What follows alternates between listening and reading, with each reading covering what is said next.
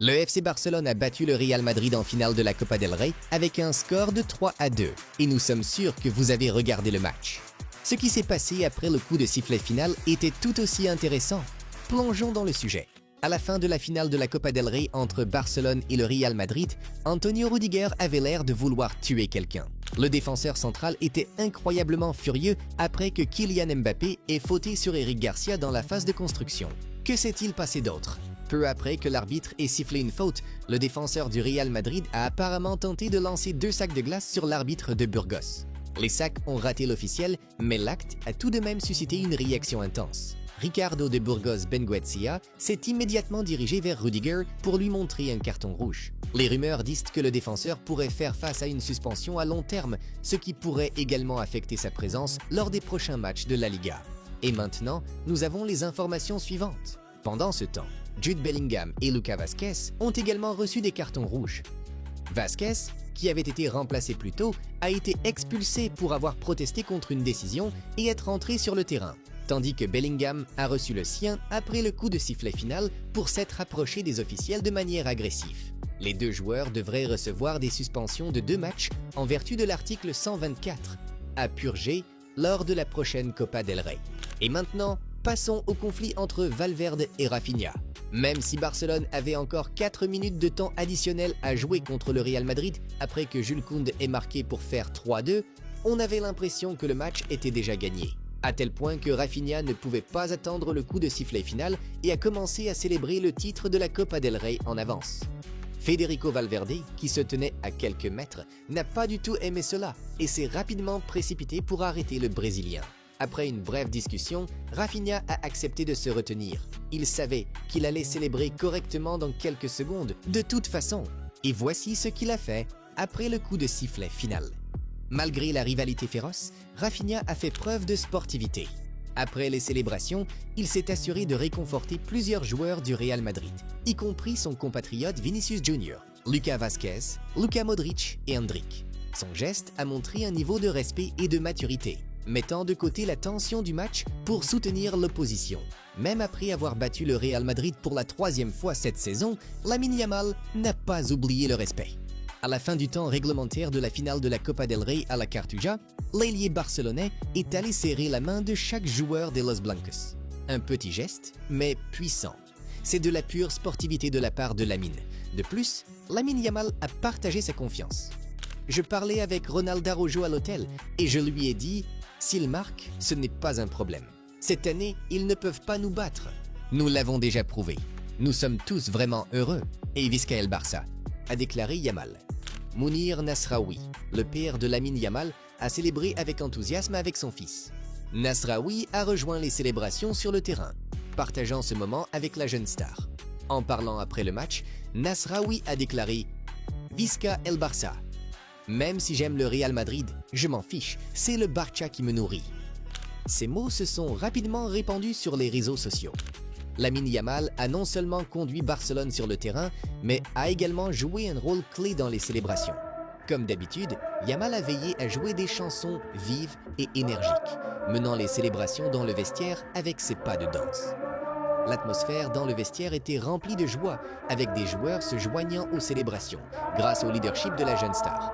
Lors des célébrations du titre de la Copa del Rey de Barcelone, les joueurs se sont enveloppés dans les drapeaux de leur pays et région d'origine, comme la tradition le veut. Ronald Araujo s'est fièrement enveloppé dans le drapeau uruguayen, tandis que Fermín López a représenté l'Andalousie.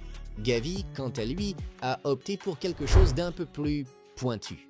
Le jeune milieu de terrain a été aperçu drapé dans un drapeau anti-madridiste, remis par des fans après le match. Énergie certifiée de haine envers Madrid là-dessus. Pau Cubarsí a estimé qu'un trophée et une médaille d'or n'étaient pas tout à fait assez de souvenirs pour la nuit. C'est pourquoi le défenseur barcelonais s'est directement dirigé vers les poteaux de but et a coupé un morceau du filet à ramener chez lui.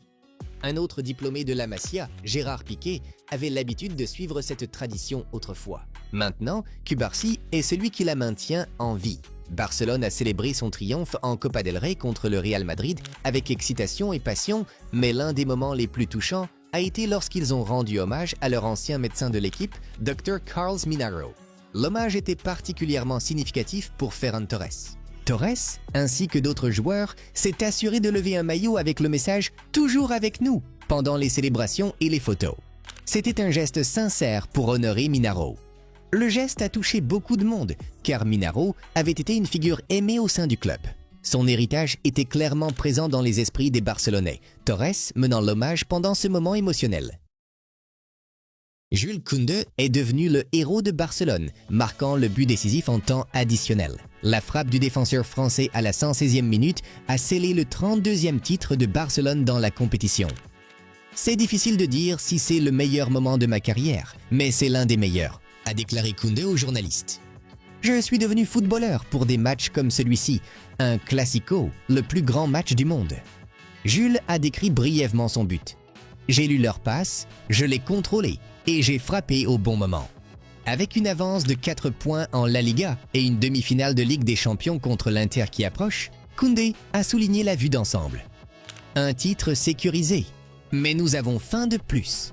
Sa contribution décisive souligne les ambitions de Barcelone pour un quadruplé historique cette saison. Non seulement les fans, mais même ses coéquipiers ont été pris au dépourvu par la frappe incroyable du Français. Après le coup de sifflet final, Pedri n'a pas pu cacher sa surprise, demandant au défenseur « Depuis quand tu tires comme ça ?» À quoi Koundé a répondu « Je l'avais préparé ». Après avoir remporté son deuxième titre avec Barcelone, une victoire 3-2 en Copa del Rey contre le Real Madrid, Wojciech Szczęsny n'a pas pu résister à faire une blague. Les gens m'ont prévenu sur la vie après la retraite du football. Je ne pense pas que ce soit si mal. Bonne nuit. Honnêtement, cela pourrait bien être la légende de champion la plus froide jamais écrite. S'exprimant à TVP Sport, Szczęsny a révélé qu'il avait essayé de convaincre Lamine Yamal d'opter pour un look différent avant le match.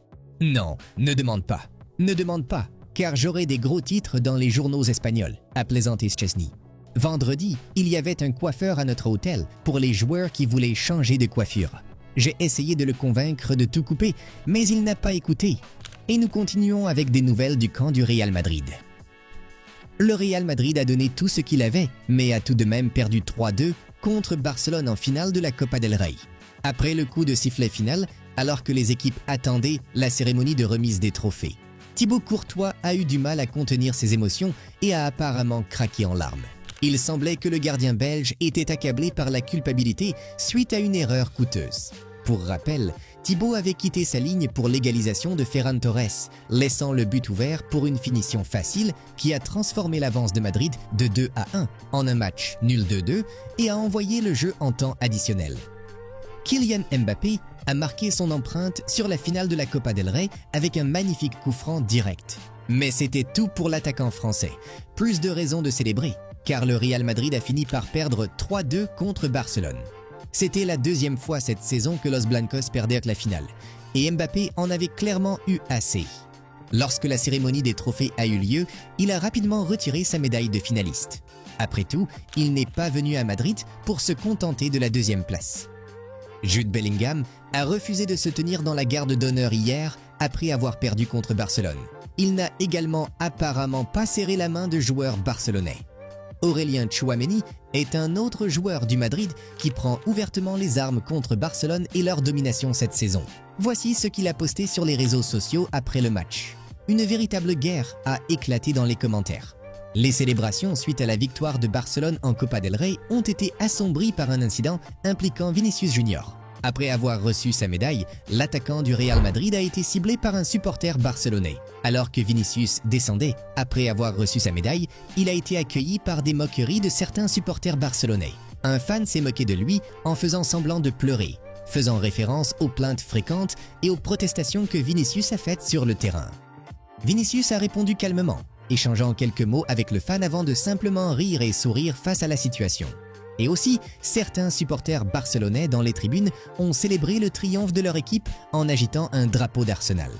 C'était un autre épisode de Football News, Tribune, vous apportant les plus grandes histoires du monde du football que vous ne pouvez tout simplement pas vous permettre de manquer. Appuyez sur ce bouton de j'aime, envoyez cette vidéo à vos amis footballeurs et assurez-vous de vous abonner à notre chaîne. Et dans les commentaires, dites-nous d'où vous regardez. Passez une excellente journée. Tout le monde, à la prochaine.